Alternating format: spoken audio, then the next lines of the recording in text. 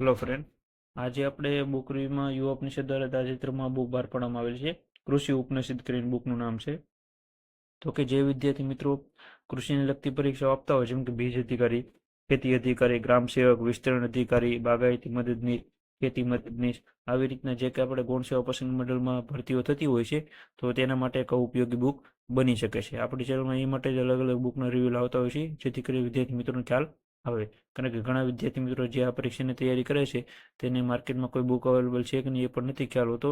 તો આવી રીતના તમે આપણી ચેનલમાં જોડાયેલા રહેશો તો તમને નવી નવી બુક વિશે માહિતી મળતી રહી. અને આ ભરતી વિશે જે કંઈ હોય એ આપણે ગૌણ સેવા મંડળ છે એ ભરતી લેતું હોય છે. અને અમુક વખત તો નગરપાલિકાઓ, જેમ કે મહાનગરપાલિકાઓ છે, એમાં પણ સબ્જેક્ટ વાઇઝ આ બધી ભરતીઓ થતી હોય છે. ખાસ કરીને તમારે ધ્યાનમાં રાખવું હોય, જેથી વેરી કરીને તમને ગવર્મેન્ટ જોબ જલ્દીથી મળી જાય. આજે આપણે બુક રિવ્યુ વિશે તમને જણાવવું, જેથી કરીને તમને ખ્યાલ આવે કે આ બુકમાં કયા કયા ટોપિક આપેલા છે અને કઈ રીતે માહિતી આપેલી છે.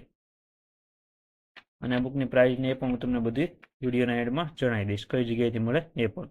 અહીંયા પહેલા ઇન્ડેક્સ આપેલી છે, તો બેઝિક ઇન્ડેક્સ આપેલી છે, કયા કયા ચેપ્ટર છે એની માહિતી બધી આપેલી છે. પણ તમને હું ડીપમાં ઇન્ડેક્સ જે છે એ જ બતાવી દઉં, એટલે તમને વધારે ખ્યાલ આવે.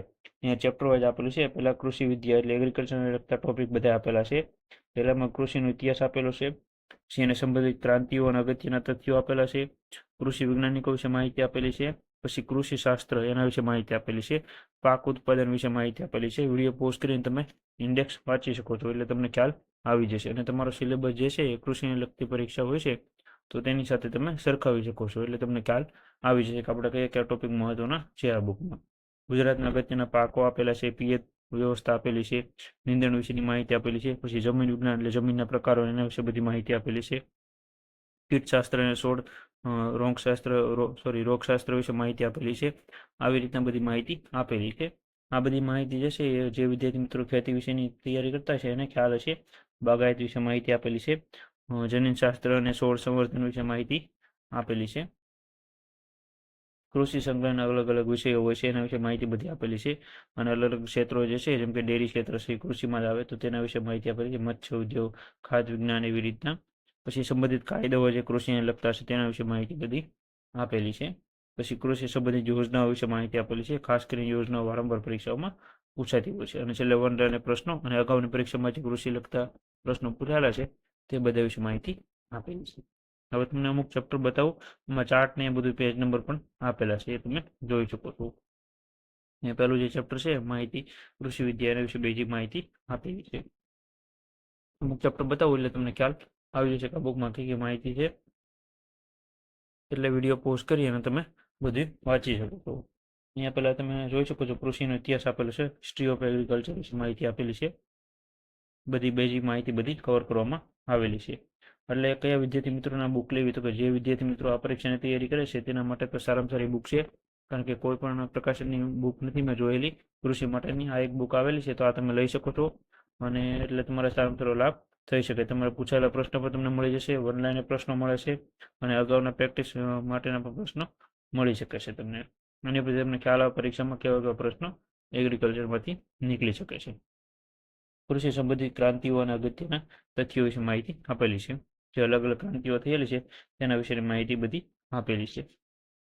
તમે જોઈ શકો છો તેમાં સારી એવી ડીપમાં માહિતી બધી કવર કરવામાં આવેલી છે. અહીં તમે જોઈ શકો છો જે અલગ અલગ ક્રાંતિઓ થઈ છે તેના કયા ક્ષેત્ર સાથે જોડાયેલી છે તે બધી માહિતી આપેલી છે. આવી રીતના સારી એવી ડીપમાં બુક બનાવવામાં આવેલી છે. વિડીયો ગમે તો લાઈક કરી આપજો, અને તમારા મિત્રો જે આ પરીક્ષાની તૈયારી કરતા હોય તેને વિડીયો શેર પણ કરવો, જેથી કરીને તેને ખ્યાલ આવે. કૃષિ વૈજ્ઞાનિકો વિશે માહિતી આપેલી છે, એ પણ તમે જોઈ શકો છો. આવી રીતના એક સારામાં સારી બુક બનાવવામાં આવેલી છે. આ બુક તમે લઈ શકો છો. પાક વિશેની માહિતી બધી આપેલી છે. બધા અલગ અલગ પાકો વિશેની ડીપમાં માહિતી બધી આપેલી છે. અગત્યના ગુજરાતના પાકો વિશે પણ માહિતી આપેલી છે. હવે આખી બુક તમને નહીં બતાવી શકું. આની ઉપરથી તમને ખ્યાલ તો આવી ગયો હશે કે આ બુકમાં કઈ કઈ માહિતી છે. અને સારી એવી બુક છે. મેં આખી બુક જોઈ છે, અને આમાં સારું ડીપમાં માહિતી આપેલી છે. જે કોઈ વિદ્યાર્થી મિત્રો આ પરીક્ષાની તૈયારી કરતા હોય છે તો સિલેબસ વાઇઝ પણ સારામાં સારા બુક બનાવવામાં આવેલી છે. કૃષિ બાયોટેકનોલોજી વિશે માહિતી આપેલી છે, એ પણ તમે જોઈ શકો છો. કારણ કે તમે આ પરીક્ષાની તૈયારી કરતા હોય તો તમારે અલગ અલગ જે બધા કાયદાઓના વિશે અલગથી ગોતવું એની કરતાં આવી એક બુક તમે લઈ લો, તમારા કાયદા અને બધું એનું તમારું કવર થઈ જશે.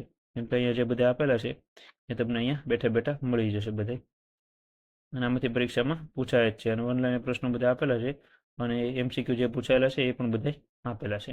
આવી રીતના આ બુક બનાવવામાં આવેલી છે. આ બુક સારી છે, આ બુક તમે લઈ શકો છો. હવે તમને પ્રાઇસ પણ જણાવી દઉં એટલે તમને ખ્યાલ આવે. 520 રૂપિયાની પ્રાઇસ છે અને સારી એવી બુક બનાવવામાં આવેલી છે, તમે જોઈ શકો છો. અંદાજિત સારામાં સારા અહીંયા જે છે એ ચેપ્ટર બધા કવર કરવામાં આવેલા છે. તમે ફરીથી ઇન્ડેક્સ જોઈ શકો છો કયા કયા ટોપિક આમાં કવર કરવામાં આવેલા છે. આવી રીતના એક બુક રિવ્યુ હતો. બુક રિવ્યુ ગમે તો વિડીયોને લાઇક કરી આપજો, અને બીજા કંઈ પ્રશ્ન હોય તો પણ તમે નીચે કોમેન્ટમાં જણાવજો, જેથી કરીને મને ખ્યાલ આવે. આવી રીતના એક બુક હતી, અને આ બુક તમારે લેવી હોય તો નીચે કોન્ટેક્ટ નંબર આપેલો છે, ત્યાં તમે ફોન કરશો એટલે તમને ઘરે બેઠા આ બુક મળી જશે. Thank you.